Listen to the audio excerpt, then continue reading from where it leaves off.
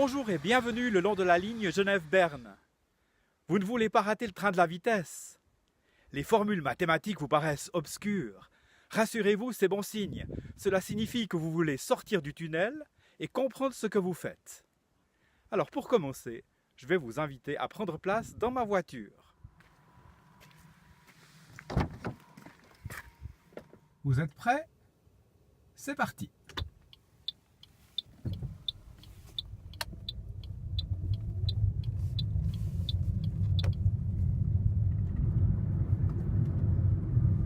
Comme vous le voyez, la vitesse change tout le temps. Pourtant, le tachymètre indique des kilomètres à l'heure. Il s'agit du nombre de kilomètres qui seraient parcourus si la voiture roulait constamment à la même vitesse pendant 1 heure. Bien sûr, c'est impossible sur nos routes.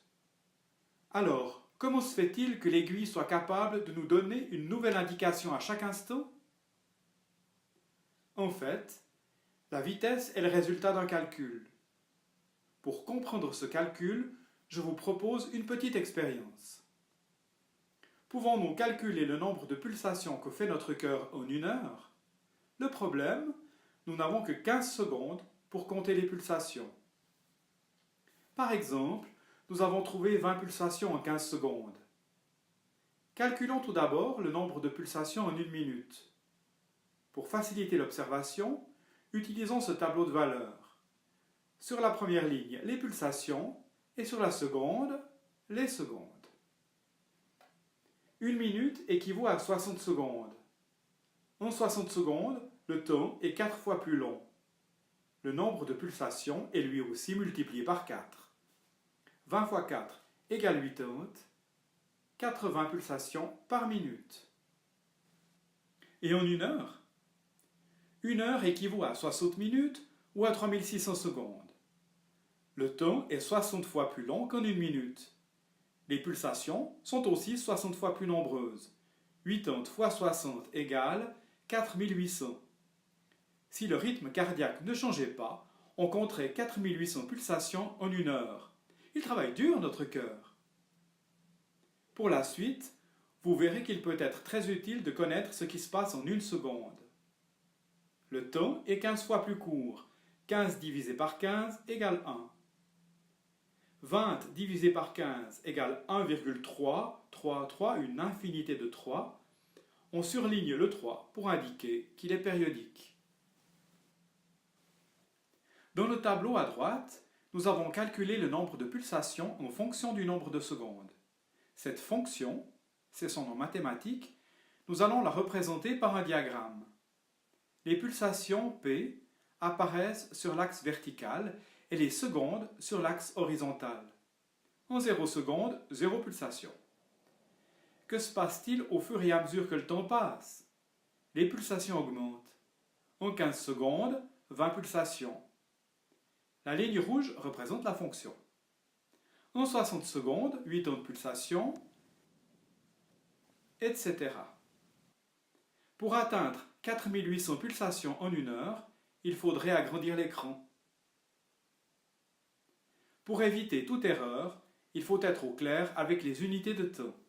En 1 minute, 60 secondes, en 1 heure, 60 minutes, et en 1 heure, 3600 secondes, 60 fois 60.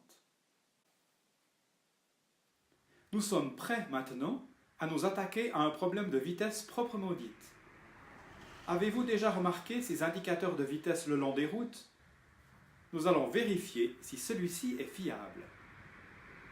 Chronométrons une voiture sur un tronçon de 50 mètres. Elle met 4 secondes. Est-ce que cela correspond bien aux 45 km/h affichés? Pour visualiser la situation, je fais figurer les 4 secondes sous les 50 mètres.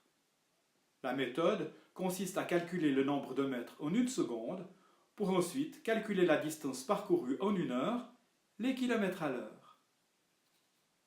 On voit sur le schéma qu'en 1 seconde, la voiture a parcouru un peu plus de 10 mètres. Pour un calcul précis, reportons les nombres dans le tableau. En un temps 4 fois plus court, la distance est aussi 4 fois plus petite. 50 divisé par 4 égale 12,5 mètres ou 12,50 mètres. La vitesse est de 12,5 mètres par seconde. Nous pouvons maintenant calculer la vitesse en kilomètres à l'heure. Une heure équivaut à 3600 secondes. Le temps est 3600 fois plus long, la distance aussi.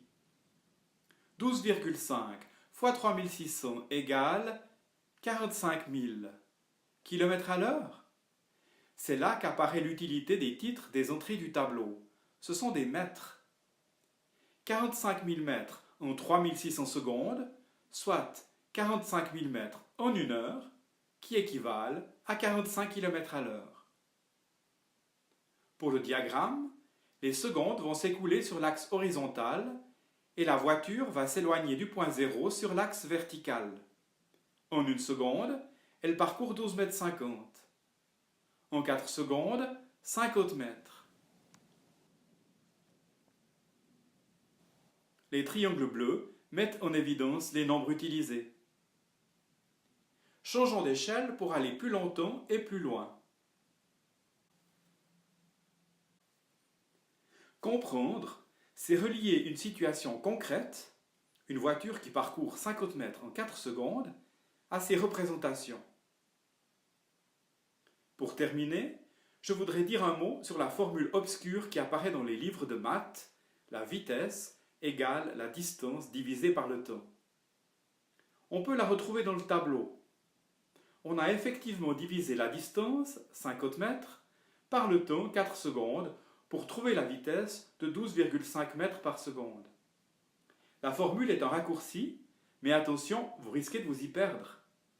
Je préfère dire que la vitesse en mètres par seconde est le nombre de mètres qui seraient parcourus en une seconde, et la vitesse en kilomètres à l'heure est le nombre de kilomètres qui seraient parcourus en une heure.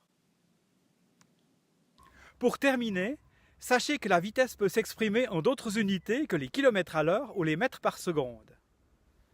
La lumière qui m'éblouit en ce moment a voyagé à la vitesse fabuleuse de 300 000 km par seconde. Son trajet du Soleil à la Terre a duré un peu plus de 8 minutes. Au revoir et bon vent!